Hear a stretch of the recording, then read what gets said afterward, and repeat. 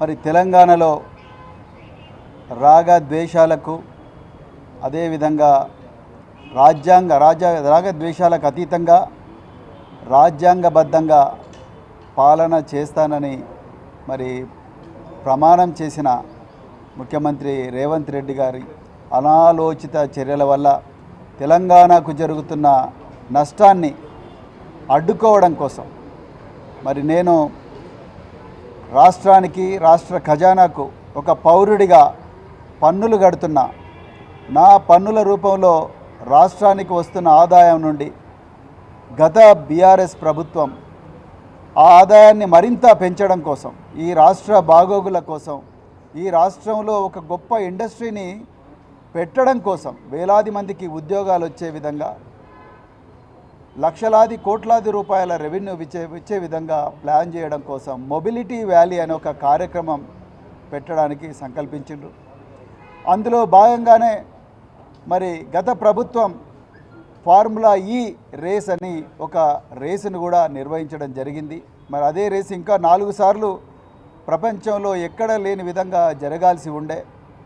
కానీ ఈరోజు రేవంత్ రెడ్డి గారి అనాలోచిత చర్యల వల్ల ఆ మొబిలిటీ వ్యాలీ రాకుండా పోయింది.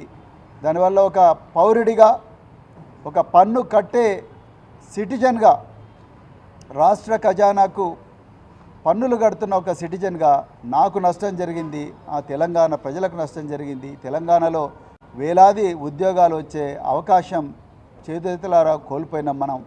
మరి ఇందులో ముఖ్యమంత్రి రేవంత్ రెడ్డి గారిని కూడా ప్రశ్నించాలి. వారి పాత్రనే ఎక్కువగా ఉన్నది. వారి పాత్ర మరి ప్రభుత్వం, ఆనాటి ప్రభుత్వం ఈ రాష్ట్రాన్ని గొప్పగా తీర్చిదిద్దాలి, లక్షలాది మందికి, వేలాది మందికి ఉద్యోగాలు ఇవ్వాలి అన్న సంకల్పంతో మరి గొప్ప పెట్టుబడి పెడితే ఆ పెట్టుబడి నీరుగారే విధంగా ఇవాళ ముఖ్యమంత్రి మరి వ్యవహరించారు.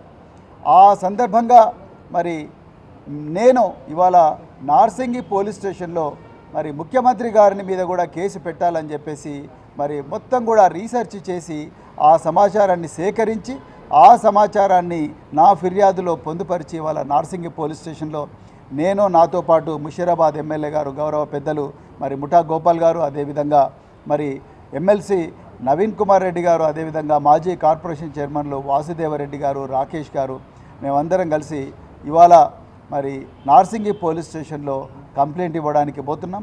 మరి నార్సింగి పోలీస్ స్టేషన్లో ఇన్స్పెక్టర్ గారి అపాయింట్మెంట్ కూడా నేను తీసుకున్నాను.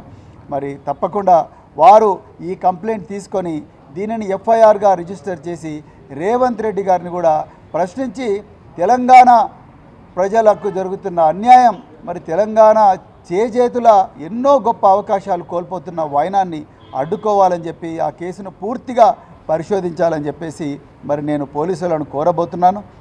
అందులో భాగంగానే ఈరోజు మేము నార్సింగి పోలీస్ స్టేషన్లో పోయి అక్కడ కంప్లైంట్ దాఖలు చేస్తున్నాం. జై తెలంగాణ.